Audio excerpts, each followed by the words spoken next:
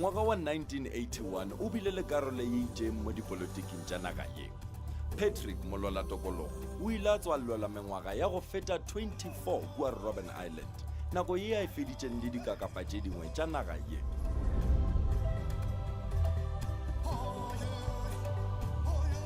Salute ma-Afrika, Absheni, libito la mina ni Aya Mpama, ngiyanamukela kwesinye isiqephu se-Talk SA. Sikhona ku-Facebook/Talk SA na ku-Twitter @Talk SA. Sizoya eMpumalanga, size siye nase-Gauteng, sihalelisela amadela kufa omzabalazo ala eMzansi Afrika. Phela ukuba yiqhawe kuyinto engaphakathi kwithina. Akudingakele ukuze kube ney'nganekwane ukuze siwahalalisele amaqhawe ethu. Omunye walamaqhawe uPatrick Chamuso, yena wayesebenzela iSasol futhi waduma ngokuthi waqhumisa iSasol plant eSekunda. Sizobe sichitha isikhathi naye simbuza ukuthi ingabe amadela kufa ala eMzansi Afrika omzabalazo asalubambile yini iqhaza. Le hono Talk SA e bolela lo mongwe wa dikakapa tša magae Patrick Chamuso. Morago ga moo re bolela le Molola Tokologo mme Susan Moshodi le badiri mmogo le yena. Go tloga moo re bolela le Samora Mhluli yo a re fa maele a akaretsedimošang. Sefe then shoot the target at the kneeling position. Second hand grenade. Talk SA e le ba Mpumalanga go botša Patrick gore na Molola Tokologo ba sa tšea karolo mo go ageng naga ya borena.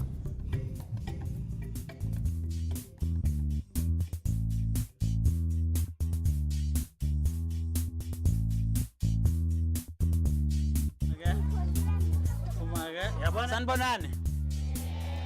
Niyazi ukuthi izolo bekuyilanga le 67 minutes la katata ne. Sisa continue namuhla ngizonikeza lezi zinto zonke lezi ezilana ne.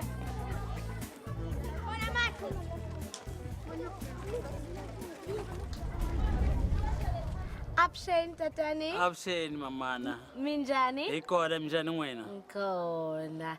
Tatani uthi umuntu wama grassroots kusho ukuthini lokho? Sihlahla kumina ni munhu wa ugam ka vanhu hinkwavo ka society ngoba kuna ama politician phezulu kuza abasebenzi kuza i-middle class. So mina ke angiyona i-middle class ngile phansi kugcina. Baba ave uthobile yini ekwenza ukuthi uzithobe ungabe umuntu othi hayi mina ngenza ukuthi kumzabalazo ngenza ukuthi kumele ngithole ukuthi loko uthi kukumusha uyahenhla uhanhla uwa kahle loko famba kahle utakhwela kahle kube uyahenhla.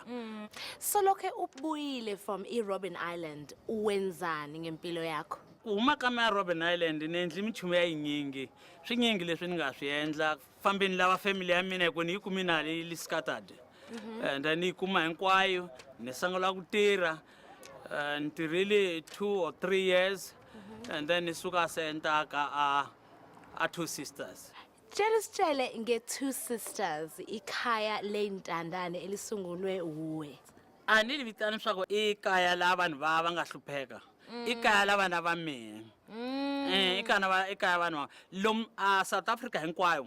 Africa Dzonga hinkwayo. A hi na vona avana va hluphekaka hi ku madiva hi kona kuni grant ya madiva kuni mchumenyingi leyi nga fika a introducer mina no landzela nse ka ntirho lowu ni wenzayo ni wendlako kambe wendliwa nga hi mina kusungulile ha madiva.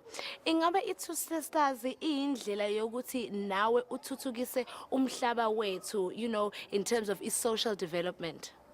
Ngizama ukuthi ngincede mhlambe ngihambe la kuhambe khona amanye amaqhawe anjengabo Tata Nelson Mandela bo Walter Sisulu bo Govan Mbeki ukuthi ngipheshe nje lapho. Wona umzabalazo usasekhona noma usuphelile? Umzabalazo wali khona sine political power. Ayiseba ne economical power ekutala wasibona nila ungada ikhona. Tatani ungathini kuintsha ukubanikeza iadvice ubagqugquzele? Antsaya yena ihumile indleleni hinkwavo loko va endla nchumu va la ku nyikiwa nchumu hambi xikolweni a maths va yi chava a ni komba swa ku va sticka ka ka maths and science ka tidyondzo leti nga ta va pfuna mundzuku. Sibonge kakhulu. Okay. So Sahara, kunjani ukuba nobaba oyidela kufa lomzabalazo? Well, mina ngobaba wami ngiyaziqhenya ngaye. You know, he's my hero and yena umuntu onceda abantu la emphakathini. Mina ngiyaziqhenya utata wami. Ungifundisa okuningi ngabantu abamnyama ukuthi sivelaphi, sithandaneni, singavele sizondane thina abantu abamnyama. So awusitshele ngomsebenzi enwenzayo kakhulukazi wena ku Two Sisters. Well, mina umsebenzi wami la Two Sisters is nginceda upapa ukuthi nginikeze labantwana ukudla. Ngiphinde futhi ngibasize ngehomework. Sidlale ama-game, especially mina vele ngiyathanda ukudlala, ngithole nami nje. Kunama-fun games, sidlala umdlalo, siyacula, siyadansa. Sometimes like kuba nema-events, njenge-Heritage Day, siyenza umculo, siyapheka, kuyadliwa, kuba mnandi, kuyajayiviwa. Yini into yenzayo wena njengoSahara ukwenza isiqiniseko sokuthi isizwe sethu sibe ne-future ephambili? Well, mina encourage especially amantombazane to not get pregnant because angifuni ukuthi kusasa bamoshekele ifuture. Because abanye bangaba pregnant akasayi nasesikoleni. Ngizama konke emandleni ami ukufundisa abanye abantu ukuthi sifunde esikolweni, masifuna ukuphumelela empilweni sifunde amabhuku ethu. Singavele sifike endlini siphose amabhuku sihambe sobona ama-boyfriends, sihleke nabangani. o boyeng ka rena re bolela lebalo la tokologo ba go hlomphega. Samara Mdluli o tla re botsa ka tše dingwe ka tsela ye a e sepetšeng le bagwera ba gagwe. Sefelo. And should target the what at the kneeling position.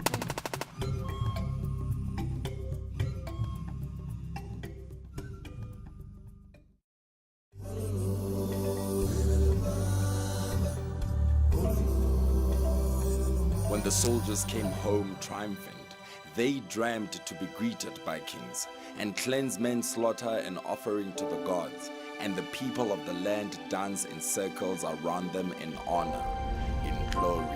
By the crow of cocks morning would be broken, not by the deafening violence of dreams, midnight nightmares of kinfolk fallen by the battlefield.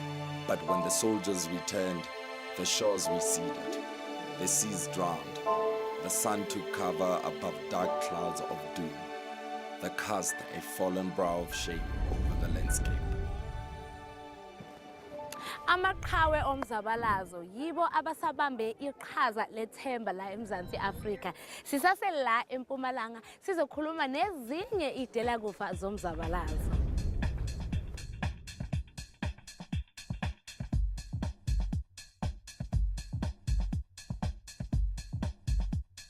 Sizokhuluma neqhawe lomzabalazo uShigugudwane Mashele ningayindawo. Absheng tatane. Cela usitshele ukuthi kwaqala kanjani ukuthi ube yingxenye yomzabalazo. Ekutwisisa timhaka ta ku tshikeleriwa ka vanhu va ntima atikweni ra Afrika-Dzonga swi sungule hi minkarhi ya va 1957 loko na ha ri xifanyetana ni ri exikolweni. Hi leswo hi 1957 la Nasport and Nasport old location la a tshama ka kona.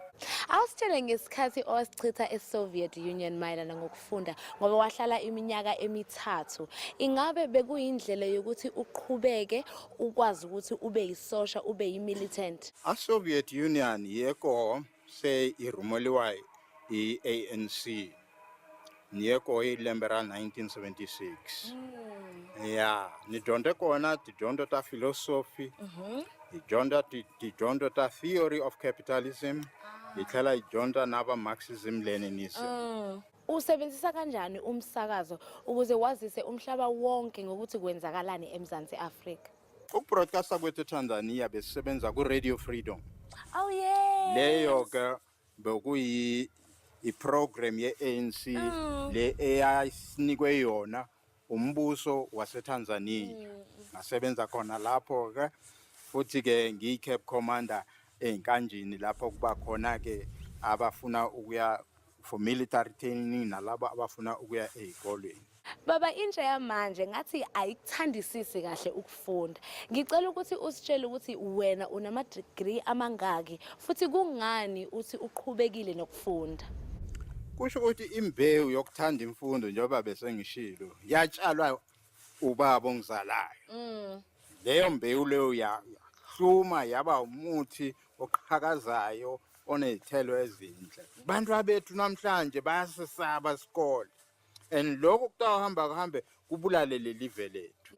Cela usitshele ngeSomafco. Kahle kahle iSomafco iyini futhi yini umsebenzi wawenza khona? Thina ke besilaphana ke eSomafco sibafundisa ke futhi nepolitiki sibafundisa ama subjects la fanele ukuthi baphase ngawo ema high school.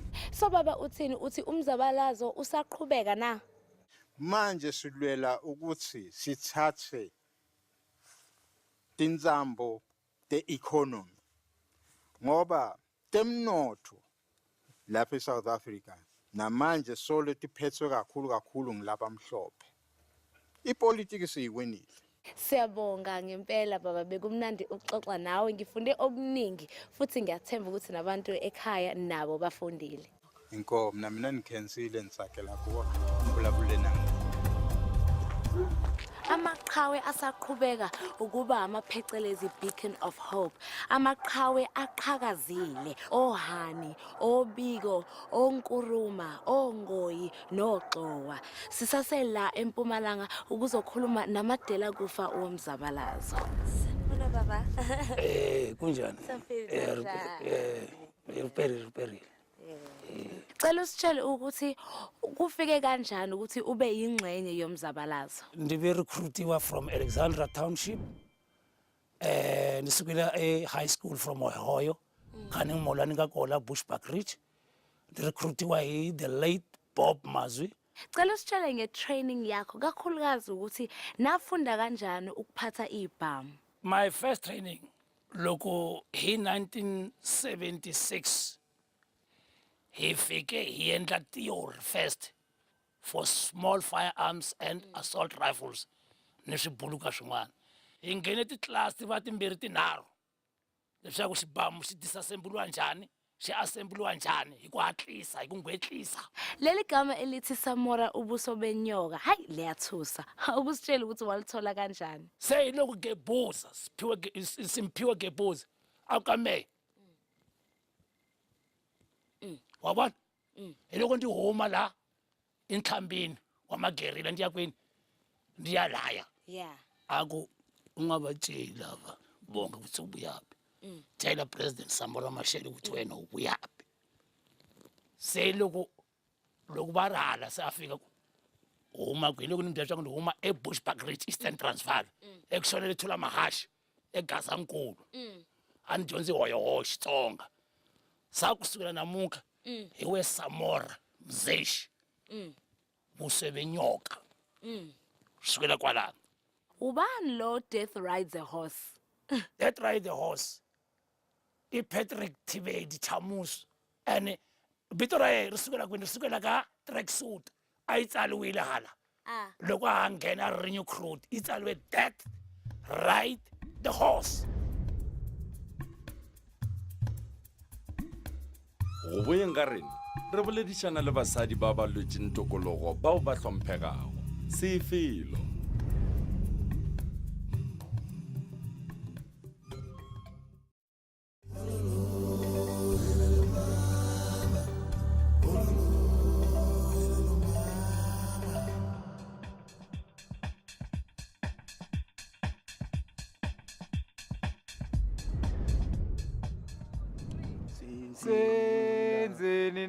Senzenina, yo senzenina, senzenina, senzenina, yo senzenina, senzenina. Akere no go bontsha gore ba gona le ba tlhokomedi ba na le sepetlele sa bona ba na le dinese like ba na le everything e leng gore ba e need Wa bona ntho re ka etsetsang like the veterans tsa rona bo Ntate Mandela and everything.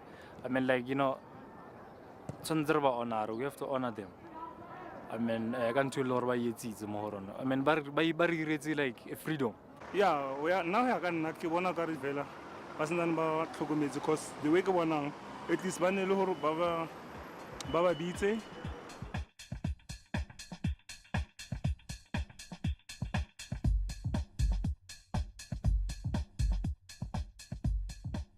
Welcome back to Talk SA. We've got some really special guests today who are going to introduce themselves, and we're going to start shortly. Naki Mam Shodi, Kitwa Soweto. That's where I was born and bred. I became an activist as a student. Mina Tandi, but my real name Mumeki. Born in Natal. I'm currently Mrs. Dieta.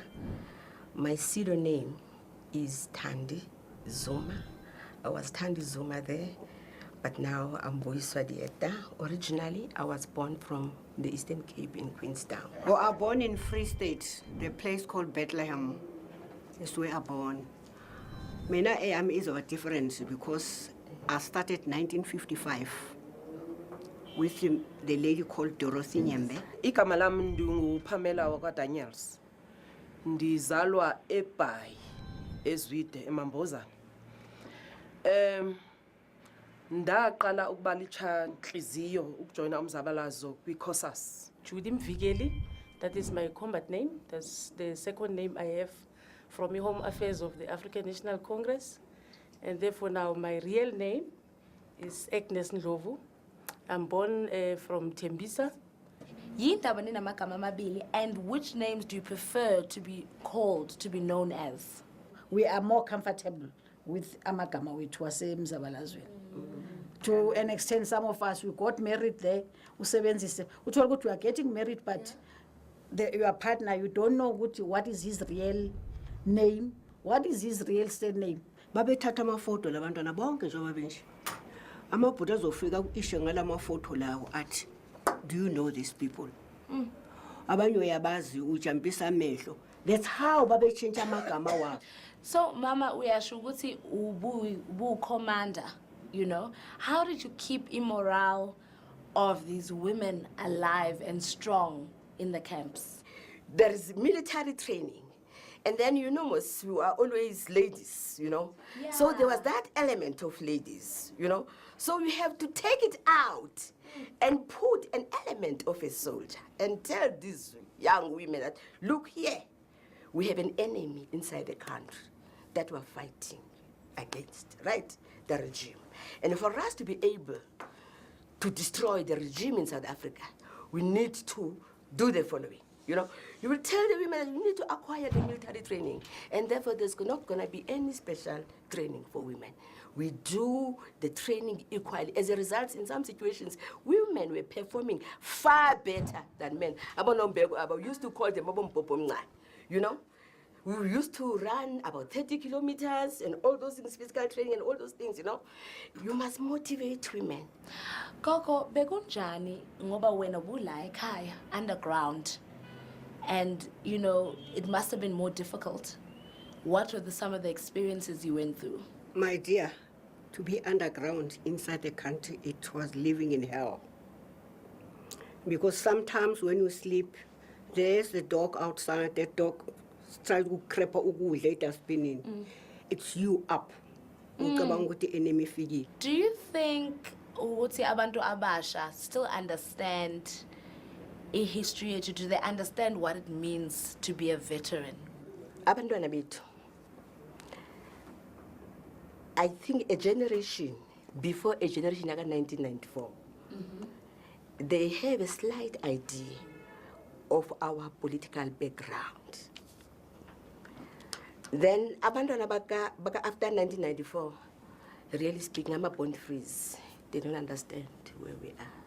And Irivonia trial, it's 50 years now since it happened. Have we celebrated it enough? Do we understand the impact it had? I will also say no. We have not commemorated the Rivonia trial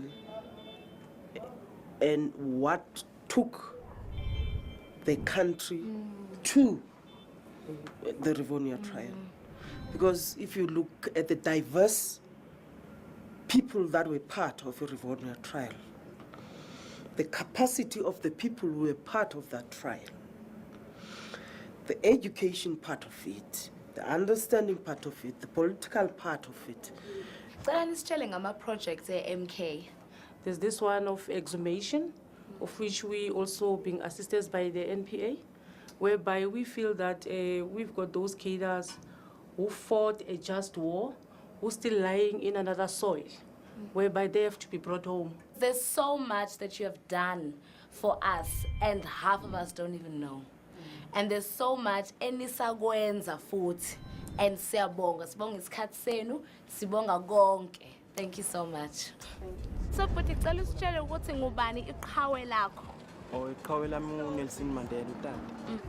Iqhawe lami nguNelson Mandela. Uzuma nguMandela. Kungani? uMandela wasifela ngasho ukuthi ngayibeka ngalendlela lena nguwe lo wasenda sithola inkululeko kakhulu. Kungoba wasilwela la eSouth Africa ukuthi sibe nenkululeko. Njengamagama ngathi uyevela manje ubhizi wenza izinto zibe right for abantu abamnyama ndeni akhombise nokuthi manje kwenzekani phezu kwabomama kule patient leyo abantu. And ngitshela ukuthi ufisela ini yini amaphupho akho for isizwe sethu. Isizwe sethu ngifuna kusibona esithuthuka sonke singabantu siyaphambili siphila impilo emnandi sonke. Isizwe sethu ngifisa ukuthi sihlale nje sivele sikhulekile, sihlale nje konke nje kube kahle nje la evini lethu. Ngibe nepeace njengoba kune peace njengamanje. Diningi into lesitidingako njengamandi, mandi besinganawo but kulenye indzawo akhona siwadinga kakhulu manje. Okay. Siyabonga bhuti. Sikhulume amaqiniso namhlanje kuyiTalk SA kusukela kuPatrick Chamuso siye komama beVeterans League. Okusalayo amadela kufa omzabalazo asalibambile iqhaza kulomzansi Afrika wethu omusha. Masiqhubekeni sikhulume kuFacebook.com/TalkSA na kuTwitter @TalkSA. Until next week, Haribueng, Lat ons praat. Let's keep talking, South Africa.